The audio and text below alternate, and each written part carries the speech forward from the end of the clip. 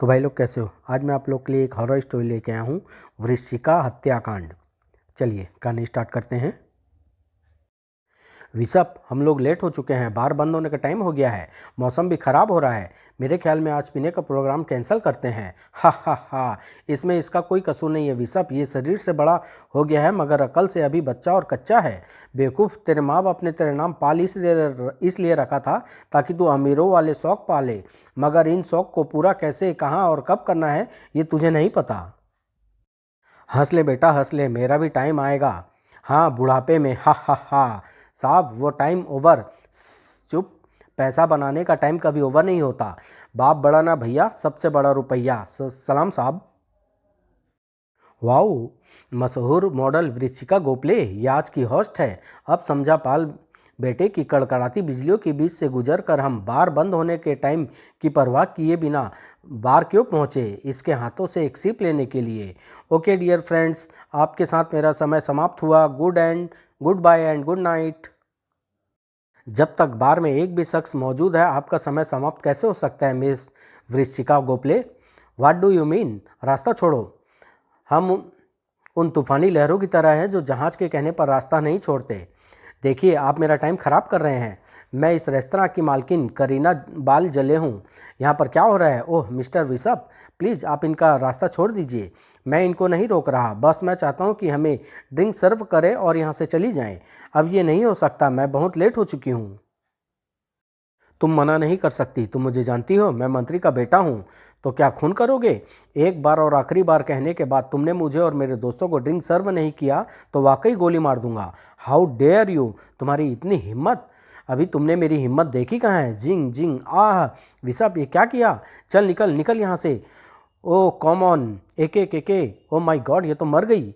Gokhale, ambulance बुलाओ और खून साफ करने की व्यवस्था करो, हरी अप।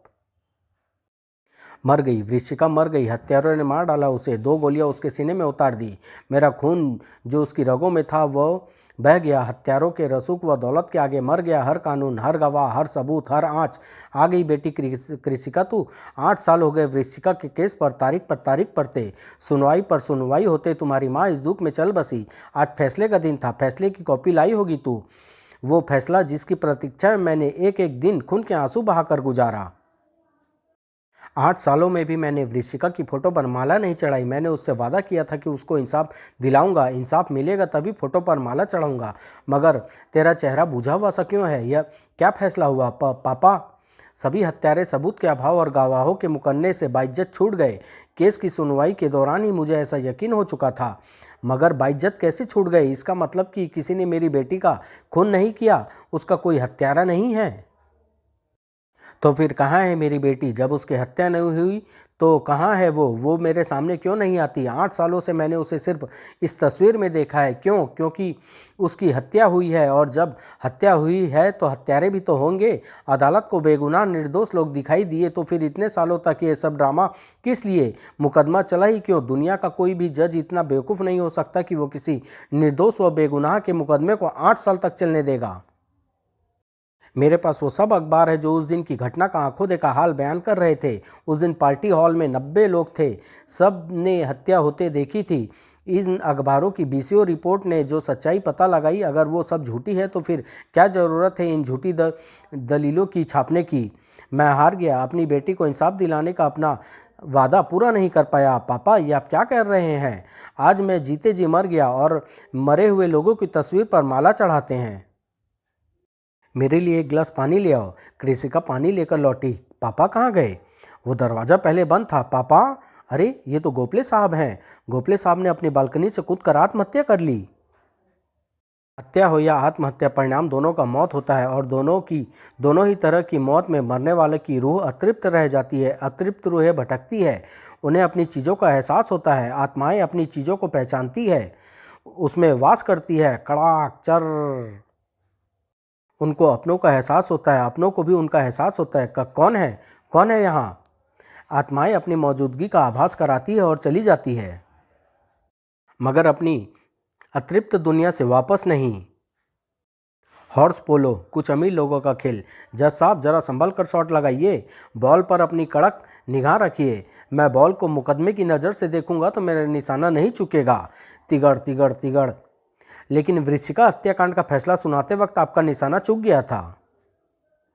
क्या बकवास कर रहे हो? मैंने संविधान के मुताबिक ही फैसला किया है। अदालतें साक्ष्यों और गवाहियों पर निर्भर है। इन्हीं के दम पर अदालतों की आंखों गुनाह होते देखती है। साक्ष्य और गवाहियां कमज़ोर या झूठे हैं तो अदालत या जज उसके लिए जिम्मेदार नहीं। अरे आप तो बुरा मान गए। बुरा एक जज ने माना है। जज की कुर्सी से उतरने के बाद एक साधारण व्यक्ति की नज़र से देखूं तो मैं भी मानता हूं कि फैसला न्यायपूर्ण नहीं हुआ है। लगता है मौसम भी बुरा मान रहा है। तो फिर खाली करो ग्राउंड। बिजली की ऐसी भयानक गर्जना पहले कभी नहीं सुनी। बहुत कुछ लाइफ में पहली बार होता है। आह, और आखिरी बार भी। जज साहब राख का ढेर हो गए। इंसान का फैसला गलत हो सकता है मगर कुदरत का नहीं। ये फैसला कुदरत का नहीं था। ये फैसला भी कुदरत का नहीं था। ये फैसला एक बाप का था सुशांत। उन्होंने वृश्चिका दीदी की अस्थियां प्रवाहित नहीं होने दी। वो चाहते थे कि जिस दिन वृश्चि दीदी के हत्यारों को फांसी मिलेगी उसी दिन अस्थियां हरिद्वार में प्रवाहित करूंगा। मगर अब पापा नहीं रहे। वो उम्मीद भी नहीं रही कि हत्यारों को फांसी होगी। इसलिए मैंने सोचा है कि अब दीदी की अस्थियों को गंगा में प्रवाहित करना ठीक होगा। तुम्हें इसलिए बुलाया था। मैं तुम्हारी दीदी के मुंह दिखाने लायक नहीं रहा। इस केस की तफ्तीश मेरे हाथ में थी, लेकिन जो भी साक्ष्य मैंने जुटाया इकट्ठा किया, पैसे व ताकत के बल पर उसे बदल दिया गया या नष्ट कर दिया गया। जिस भी गवाह को मैंने गवाही के लिए तैयार किया उसे डरा धमकाकर अपना बयान बदलने पर मजबूर कर दिया गया। केस कमज़ोर पड़ गया। हत्यारे केस पर हावी हो गए। पैसे और पावर के खेल में जान की बड़ी बड़ी कीमतें लगाई गई। नैतिकता को जूते तलों रौंदा गया। मेरी वर्दी को उसकी असली औकात बता दी गई। मेरी वृश्चिका को मुझसे छीनने वालों को आज फिर मैंने बार में देखा। उनकी आंखों में जीत का नशा था, होठों पर बच जाने की खुशी, अट्टहास। जो हक तुम मुझे देना चाहती हो कृषिका, मैं उसके लायक नहीं हूँ। वो मेरी मंगेतर थी। उसके नाम की अंगूठी पहनी थी मैंने। उसे अपना बनाया था। इंसान के पास बहुत कुछ अपना होता है जिसे वो संभाल कर रखता है, जिसकी देखभाल करता है। खुद अपना शरीर जिसे ठंड लगती है तो उन्हीं कपड़ों से ढक लेता है। गर्मी लगती है तो उसको हवा देता है। धूल जम जाए तो नहलाता है। चोट लग जाए तो उसके मरहम लगाता है। लेकिन मैंने जिसे अपना बनाया उसकी रक्षा नहीं कर पाया। उसकी रूह को इंसाफ नहीं दिला पाया। मैं लायक नहीं कृषिका, मैं सचमुच लायक नहीं। जिसने सिर्फ अपने हित के लिए सोचा, लायक तो वो भी नहीं। खरे संभाल कर फ्लाइंग बोट का बैलेंस खराब मत कर देना। क्या बकती है लीजा की बच्ची? मैं एक रिश्वतखोर पुलिस अफसर हूँ। खराब केसों को भी बैलेंस बना लेता हूँ। हा हा हा। हाँ, वो तो मैं वृश्चिका केस का कोर्ट में अंजाम देख देख पढ़ कर ही समझ गई थी। हा हा हा। एक मामूली इंस्पेक्टर से थाना अध्यक्ष बनकर खूब पैसा बनाया है तुमने। उसी पैसे से तुम्हें भी तो मौज करा रहा हूँ। वरना तेरे बाप ने भी की थी कभी फ्लाइंग बोट की सवारी यूं ही? हाँ, जैसे तुम्हारे बाप ने की थी। हा हा हा। वाह, जिंदगी में ऐसा मज़ा कभी नहीं आया। हवा से पानी में, पानी से फिर हवा में, फिर पानी में, फिर हवा में। हा हा हा। वाह। हवा से पानी में जाने पर जब पानी के छींटे उछलते हैं तो गजब का एहसास होता है। इसको वापस पानी में लेकर चलो। खरे, इसको वापस पानी में लेकर चलो। हाँ हाँ हाँ, 2 मिनट रुको। क्या कर रहे हो? इसको अंतरिक्ष में ले जाने का इरादा है क्या? शायद इसके मैकेनिज्म में कोई गड़बड़ आ गई है। ये नीचे की तरफ मुड़ रही है। तुम जानते हो ना तुम क्या कह रहे हो? हाँ, अगर ये फौरन नीचे नहीं झुकी तो शायद हम ऊंचाई की खतरनाक हद को पार करने लगेंगे। ऊंचाई की खतरनाक हदें तो उन्होंने छू चुकी थी। ये चीलों का झुंड की तरफ जा रही है और ये बहुत बड़ा झुंड है। चीलें हम पर हमला कर सकती है। चीलों की टक्कर से इसके पंख क्षतिग्रस्त हो सकते हैं और यदि ऐसा हो गया तो बोट हवा में कलाबाजियां खाती हुई नीचे गिरेगी। हम बोट में रुके नहीं रह सकेंगे। हम समुद्र में गिरे तो गिर कर भी बच नहीं सकते हैं और पानी की सतह से टकराकर हमारे शरीर के कई टुकड़े भी हो सकते हैं। चील हम पर हमला कर रही है। ये हमें नोच रहे हैं। ये बेहद आक्रामक है। आह, किसी भी स्थिति पर हमारा कोई नियंत्रण नहीं रह गया। तुम्हारी पिस्तौल कहाँ है? वो तो मैं नहीं लाया। मैं मौज मस्ती के लिए निकला था। मनहूस चीज़ें अपने पास नहीं रखना चाहता था। तो फिर अब एक काम करो। क्या? मौत का इंतजार, जो हमसे अब अधिक दूर नहीं है।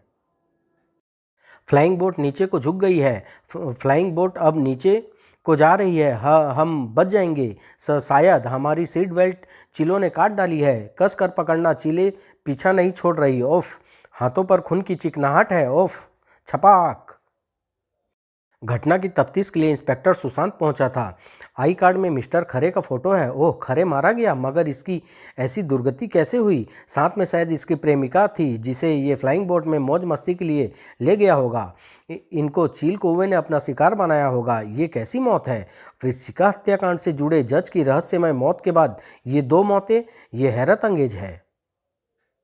जो है वो तो है, जो है वो पहले भी था, जो पहले भी था फिर नहीं रहा, नहीं रहा, नहीं रहता, पर फिर भी रहा। अन्याय ने जिसे फिर से होने पर विवश किया। एक अतृप्त रूह सक्रिय हुई थी।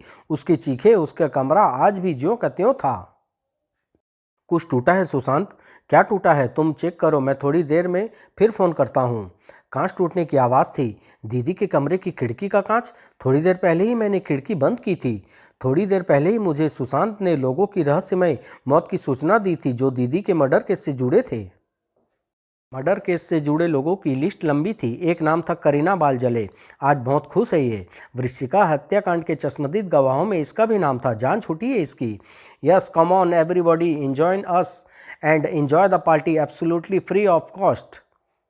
ये बेचारी वृश्चिका खामा खा मारी गई। ऐसी जल्दी किस काम की थी? एक पैग बनाकर दे दी थी तो क्या जाता। सवाल पैग का नहीं, सवाल पैग या समय का नहीं, स्वाभिमान का था। तुम अपनी मर्जी से मेरे जूते भी पॉलिश कर दोगे तो तुम्हें खुशी होगी, लेकिन यदि वही काम मैं तुम्हें ऑर्डर देकर करवाने की चेष्टा करूंगा तो तुम्हारा स्वाभिमान तुम्हें इस काम को करने की इजाज़त नहीं देगा।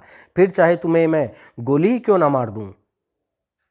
ऐसे कुछ लोग गोली नहीं मारते जिनका शरीर राख हो चुका होता है। उनकी आत्माएं आहत होती है। मृत्युपरांत रूह को सुकून मिलना चाहिए, मगर अतृप्त इच्छाएं रूह का सांसारिक मोह भंग नहीं होने देती। वो नई मेहमान सबके ध्यान अपनी ओर आकर्षित कर रही थी। अरे, कैसी अजीब वेशभूषा! चेहरा मुखौटा से क्यों ढक रखा है? Excuse me. Yes please. जहाँ तक मैं समझती हूँ ये भूत मुखौटा, आई मीन घोस्ट मास्क, वहाँ दीवार का पर शो पीस के रूप में टंगा था। आप बिल्कुल ठीक समझती हैं, लेकिन मैं यह नहीं समझ पाई कि आपने उसे वहाँ से हटाकर अपने चेहरे पर क्यों ढक लिया। ये फैंसी ड्रेस या मास्क पार्टी तो नहीं है। ये तो एक बिल्कुल सामान्य सी पार्टी है।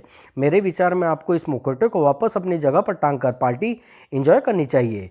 मैं यहाँ पार्टी इंजॉय करने नहीं, मौत इंजॉय करने आई हूँ मैं। मरने वाले का नाम जानना नहीं चाहोगी? उसका नाम है Kareena Baljale. Yes, come on, let's enjoy the death. डरो नहीं, डरते तो जीने वाले हैं, डरते तो गवाह है, गवाही देने वाले हैं। अब तुम किसी का कत्ल की गवाह नहीं हो। एके, वो कोई पागल औरत है, रोको उसे।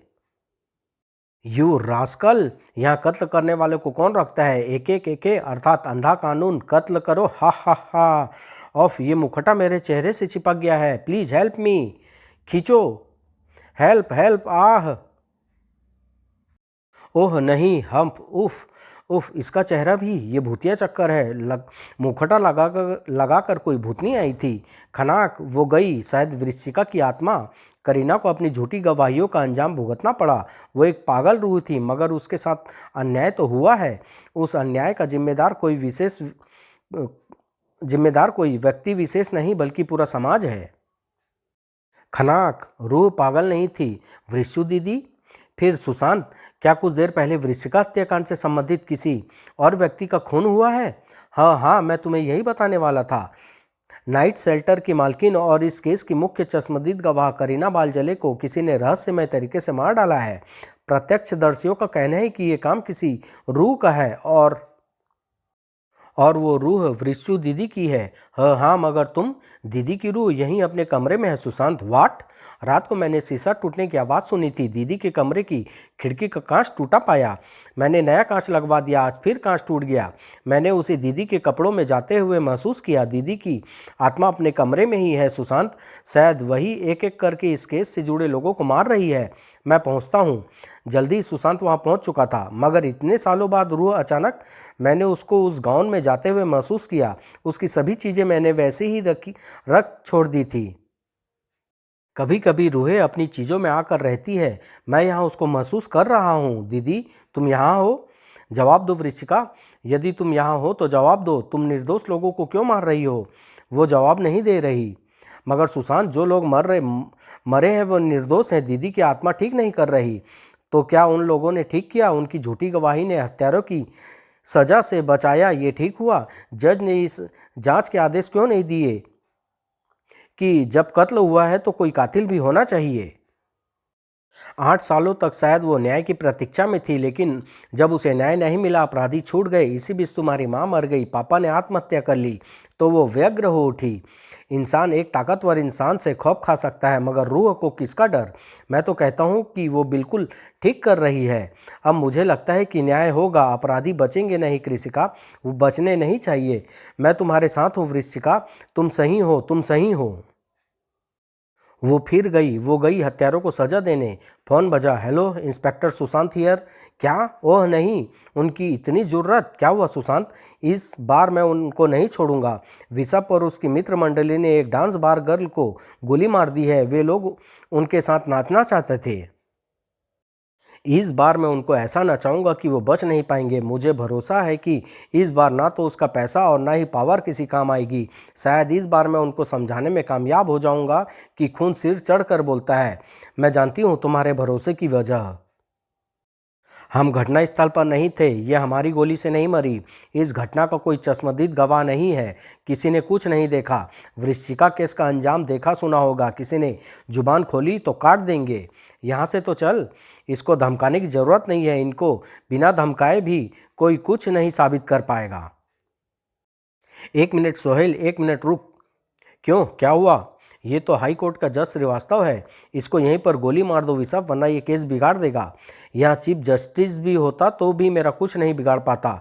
मुझे इसकी गोली मारने की ज़रूरत नहीं है। ये शीशा अपने आप कैसे टूट गया? खनाक। तू निकल यहाँ से। यहाँ क्या हो रहा है? यहाँ पर कुछ है, इंसानों के अलावा कुछ है?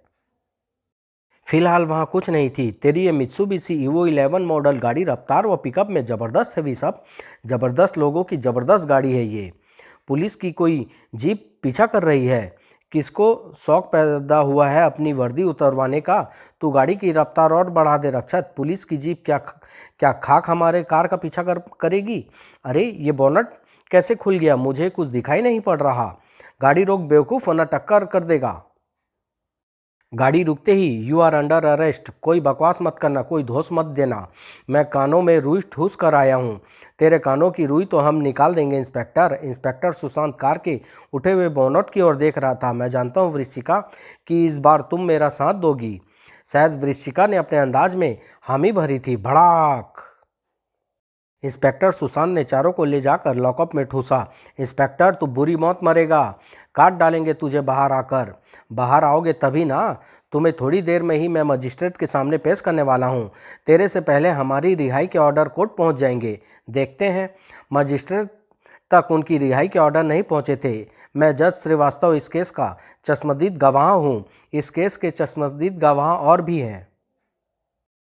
हम सब। इस मामले में मैं तारीख नहीं लगाऊंगा। इतनी सारी गवाहियों हैं। खुद जज श्रीवास्तव चश्मदीद गवाह है। ऐसा किसी केस का इतिहास नहीं मिलता जिसमें किसी केस की सुनवाई के लिए एक भी तारीख न पड़ी हो और तुरंत फैसला हो गया हो। मुजरिमों को ताजीरात हिंदू दफ़ा 302 के अंतर्गत फांसी की सज़ा का हुक्म देता हूँ। To be hang till death. इनको आज शाम 5:20 पर फांसी दे दी जाए। अबे ओ मजिस्ट्रेट, पागल है क्या? तेरे घर का राज है ये अदालत। अदालत जब निर्दोष साबित होते ही एक पल में किसी को बरी कर सकती है, तो दोष साबित होते ही दूसरे पल में सजा भी दे सकती है। तब हाँ, अब मैं इस काम के काबिल हो गया हूँ कृषिका। आज समाज में फैले रसूख व पैसे वाले लोगों की समझ में आ गया होगा कि कानून अंधा हो सकता है, मगर कुदरत का इंसाफ नहीं। भगवान दीदी की आत्मा को शांति व मुक्ति प्रदान करे। कृषिका की प्रार्थना सुन ली गई थी। समाप्त।